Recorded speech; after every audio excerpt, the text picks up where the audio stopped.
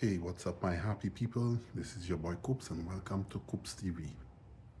This is episode 1 in a new series, new vlog called Make It Make Sense. Before we begin, please hit that like, subscribe, and share button. So, today, episode 1 of Make It Make Sense is basically about Lucia Carnival 2025. It has not finished yet. It's going to be finishing next week, Monday and Tuesday, with the main jump up. But what I'm saying, make it make sense to me. How, for the Carnival Queen pageant, that you have a different judge judging each section that they do? You don't see that in Miss Universe or Miss World, the big glamour pageants. You don't see that. But you want to do it in Little St. Lucia and try to say, oh, it's to avoid, well, basically people complaining about the judge's decisions. Come on, make it make sense. No matter what you do or try, people will always complain and will never be happy about the judge's decision. Never. So stick to one set of judges, and as long as they do their job right, nobody should well, people will always complain. That's just how it is. Another thing that needs to make sense to me, they said Carnival is a cultural event. And if it's a cultural event, we should have locals participating in it. But for the past few years, Carnival is not cultural, in my opinion. That's my opinion. You know, growing up, Carnival used to be going way into the night, and then they stopped it. They said too much violence and people getting into the ban, and the revelers cannot enjoy themselves. I tend to agree with that a little bit. But what I'm saying, where they have the main stage there, by the Castries Market area, where do the patrons sit to enjoy the show? I remember when it was at the Mindo Phillip Park, we used to pay like $5 or whatever to go inside and sit, and then the bands would come on stage and show us what they portrayed. But now it's not even like that. You have people standing in the hot sun for hours, standing. There is no sitting arrangements for them. The only people who sit are those in the VIP section, which is the ministers and those invited guests and the judges. But you have children watching.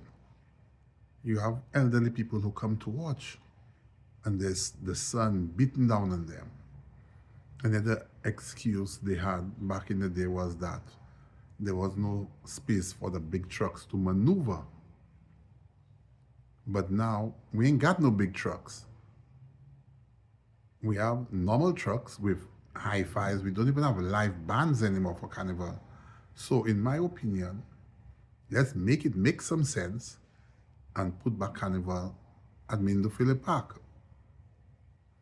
I know, yes, y'all put the route all the way up by Caribbean Cinemas.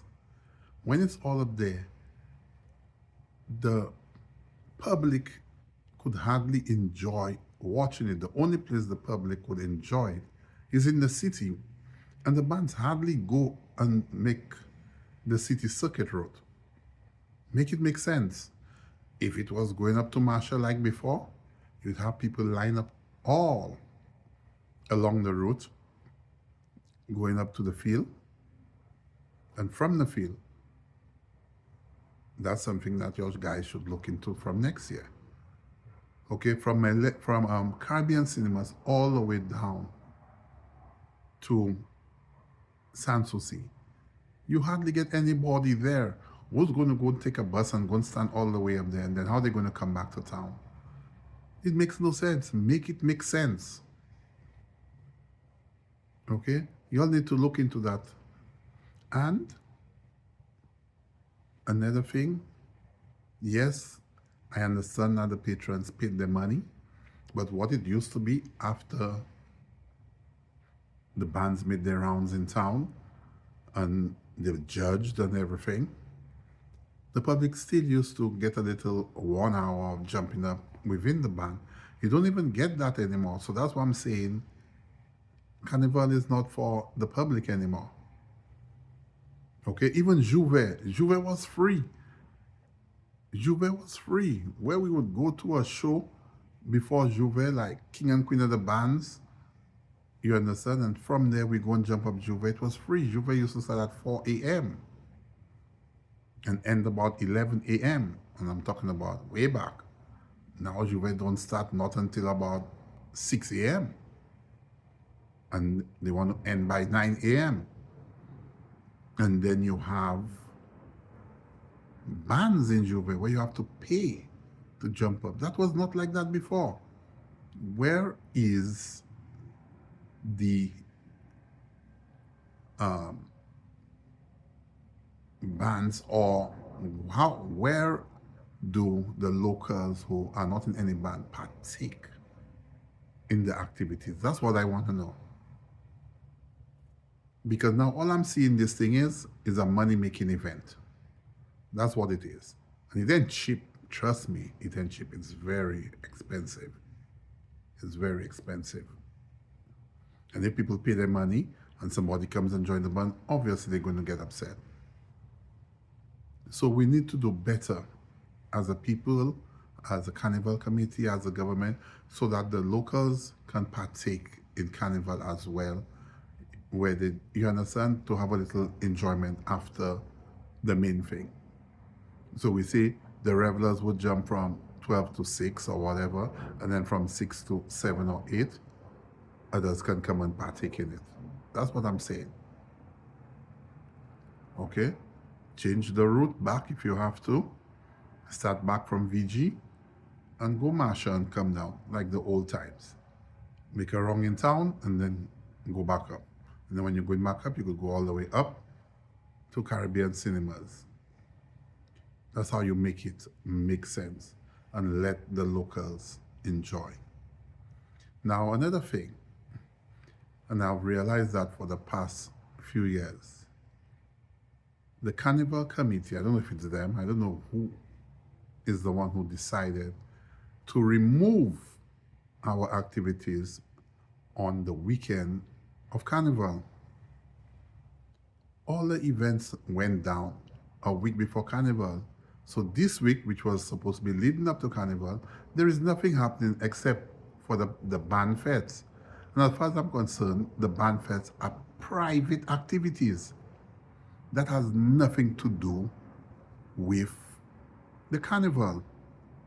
That's private activities where people pay their money to go and enjoy themselves.